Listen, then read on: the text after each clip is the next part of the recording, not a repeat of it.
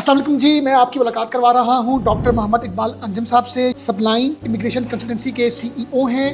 आज मैं इनसे डिस्कस करने जा रहा हूँ कि स्टूडेंट वीज़ा के हवाले से क्या क्या ऑप्शंस हैं और किन किन कंट्रीज़ में स्टूडेंट्स के लिए ज़्यादा पढ़ने के हवाले से, स्टडी करने के हवाले से ये कौन सा कंट्री रिकमेंड करते हैं। मैं थोड़ा सा आपका अपना प्रोफाइल पोर्टफोलियो जानना चाहूँगा ताकि पता लगे सुनने वालों को कि हम किन से जो है वो इन्फॉर्मेशन ले रहे हैं। थोड़ा सा वो बताइएगा प्लीज़। जी ठीक हो गया। बिस्मिल्लाहिर्रहमानिर्रहीम। हुसैन साहब, जहाँ तक मेरी तालीम का ताल्लुक है, मेरा बैचलर और मास्टर इस्लामी यूनिवर्सिटी भावलपुर से है। एमफिल और पीएचडी मेरी पंजाब यूनिवर्सिटी से है। मेरा 1 year diploma in French language GC university Lahore से है। मैं यूनिवर्सिटी ऑफ टोरंटो का भी स्टूडेंट रहा हूँ और वेन स्टेट यूनिवर्सिटी यूएसए का भी स्टूडेंट रहा हूँ मैं। मेरा जो डिप्लोमा है in TESL, teaching of English as a second language, TESL Canada और टेसल अंटारी, ये दोनों कनाडा से है। और मेरा 1 year diploma in immigration consultancy, ये भी कनाडा से है। और मेरा 2 इयर्स का master in apply linguistics USA से। मैंने यूएसए में पढ़ाया है, कनाडा में पढ़ाया है, सऊदी अरब में पढ़ाया है और पाकिस्तान में जीसी यूनिवर्सिटी लाहौर में पढ़ाया है। सऊदी अरब में सऊदी अरामको के ऑफिसर्स की ट्रेनिंग की है और मैंने एविएशन ऑस्ट्रेलिया के इंस्ट्रक्टर के तौर पर सऊदी मिनिस्ट्री ऑफ डिफेंस के स्टाफ की ट्रेनिंग की। सो मैं समझता हूँ कि दुनिया में इस वक्त जो टॉप रैंकिंग नंबर 1 वो है Canada. Yes, that's a beautiful question. फर्ज कीजिए कि यहाँ से आप 2 साल के मास्टर के लिए गए। अब वैसे बाय द वे कनाडा में 1 ईयर का मास्टर भी होता है। मसलन अलगोमा यूनिवर्सिटी ने रिसेंटली कंप्यूटर साइंस में 1 ईयर का मास्टर शुरू करवाया और उसके बाद 3 साल का पोस्ट ग्रेजुएट वर्क परमिट है। 3 साल, 3 इयर्स का। 1 साल आप वहाँ पे जॉब कर लें तो आपकी इमिग्रेशन हो जाती है। 3 साल बाद पासपोर्ट मिल जाता है। इतना दुनिया का खूबसूरत पासपोर्ट और इतनी जल्दी मिलने वाला पासपोर्ट सिर्फ कैनेडियन एजुकेशन से पॉसिबल है। अलबत्ता इसमें यहाँ तक पहुँचने के लिए 2 स्ट्रीम्स हैं। एक है SDS स्टूडेंट डायरेक्ट स्ट्रीम और दूसरी है non SDS non student direct stream. Student direct stream जो है उसके अपने तकाजे हैं। उसमें आपको 1 साल की फ़ी जमा करवानी पड़ती है, पुलिस क्लियरेंस सर्टिफिकेट लेना पड़ता है। उसमें आपको कनाडा के चार्टर्ड बैंक में अपना अकाउंट खुलवा के 1 साल का खर्चा वहाँ ट्रांसफ़र करवाना पड़ता है, जो पहले 10,000 कैनेडियन डॉलर था, अब $20,635 हो गया। अदर देन यूनिवर्सिटी फ़ी $20,635 आपने जमा करवाने अपने अकाउंट में, जो आपका जेब खर्च है। असल में ये खर्चा नहीं है, ये आप ही के अकाउंट में जाता है। आप जैसे जर्मनी का ब्लॉक अकाउंट होता था, इस तरह से आप हर महीने इसमें से पैसे निकलवाते रहते हैं। तो इसके अलावा 1 साल की फ़ीस आपने यूनिवर्सिटी की पे करनी है या कॉलेज की पे करनी है। अगर आपने 1 सेमेस्टर की फ़ी पे की, स्ट्रेट अवे रिजेक्शन आएगी।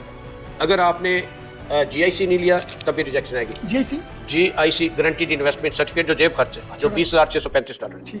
और फिर अबव ऑल अब एक और चीज़ आ गई है। गवर्नमेंट ऑफ कनाडा ने कहा है कि अब चूँकि आपको प्रोवेंस से भी परमिशन लेनी है, सो हर प्रोवेंस एक प्रोवेंशियल अटेस्टेशन लेटर इशू करेगा। पॉल उसे कहा जाता है, पॉल। ये अभी 31 मार्च से पहले गवर्नमेंट ने कहा कि हर सुबह अरेंजमेंट कर ले इसके, ताकि वो इशू कर सके। वो अगर पॉल भी आपने नहीं लगाया अपनी एप्लीकेशन के साथ, तभी आपकी एप्लीकेशन रिजेक्ट हो जाएगी। लेकिन ये प्रोवेंशियल अटेस्टेशन लेटर जो है, ये सिर्फ अंडर ग्रेजुएट क्लासेस के लिए, जैसे BA BSc ऑनर्स है, BB ऑनर्स है, BCom ऑनर है, इनके लिए, या 2 ईयर डिप्लोमा है, 1 ईयर सर्टिफिकेट, उनके लिए।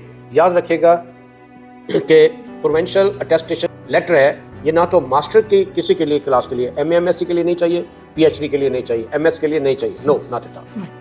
और दूसरा जो है इसका नॉन SDS जो है वो बहुत सिंपल है, बहुत आसान है और हर Pakistani under certain conditions can apply for non SDS। और नॉन SDS का सिर्फ हल्का सा हाथ है, छोटा सा काम है। 1 सेमेस्टर की फ़ी जमा करवाएं और अप्लाई करते हैं इमिग्रेशन उसके लिए, स्टडी परमिट के लिए। आपको ना तो मेडिकल की ज़रूरत है, ना पुलिस क्लियरेंस सर्टिफिकेट की ज़रूरत है, ना आपको GIC की ज़रूरत है, और कॉल की अलबत्ता फिर भी ज़रूरत होगी अगर आप प्रोवेंशियल, अगर आप अंडर ग्रेड के लिए कर रहे हैं, और कॉल की ज़रूरत नहीं है अगर आप वो मास्टर या PhD की। अच्छा, मुझे ये बताएं कि जिस तरह आपने बताया कि नॉन SDS में हमें सिर्फ 1 सेमेस्टर की फीस जमा करवानी पड़ती है, तो फिर लोग SDS प्रोग्राम के लिए क्यों इंटरेस्टेड होते हैं? उसकी रीज़न ये है कि और आपने मतलब उसकी रीज़न ये है कि SDS के तहत 20 डेज में आपकी एप्लीकेशन का फैसला हो जाता है। नॉन SDS का फैसला जो है वो ताख़ीर से होता है।